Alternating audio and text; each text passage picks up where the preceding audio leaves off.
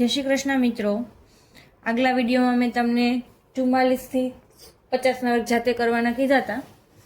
આજે પણ હું તમને શોર્ટ ટ્રિક્સ શીખવાડીશ રૂટની. તો હું જોઈએ આપણે. માની લો કે આપણે 97નો વર્ગ કરવો છે, તો 97 ગુણ્યા 97 કરવા પડે. હવે હું ડાયરેક્ટ તમને શોર્ટ ટ્રિક્સ શીખવાડીશ. આનો પાયો આપણે 100 લઈએ અને તફાવત કેટલાનો છે તો કે 3નો તફાવત છે. તો તફાવતનો વર્ગ કરવાનો. તફાવત એટલે કે 3. 3નો વર્ગ કેટલો થાય? 9. હવે જે સંખ્યા છે એમાંથી તફાવત બાદ કરવાનો, એટલે કે 97માંથી 3 બાદ કરો તો શું આન્સર આવશે? 94. તો તમારો 93નો વર્ગ કરવાનો હોય તો તમારો આન્સર શું આવે? તો કે 9409. એવી જ રીતે હું બીજું એક્ઝામ્પલ કરાવીશ કે 93નો વર્ગ. આમાં પાયો આપણે કેટલાનો લેવાનો છે? તો કે 100નો. તફાવત કેટલાનો છે? તો કે 7નો.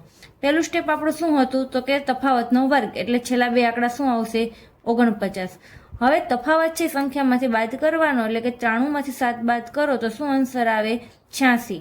એટલે કે 93નો વર્ગ કેટલો થયો? તો કે 8649. આવા જ બે વર્ગ હું તમને હોમવર્કમાં કરવા આપું છું. 92નો વર્ગ અને બીજો છે 86નો વર્ગ. તેનો આન્સર મને કોમેન્ટમાં લખીને કહેવાનું છે.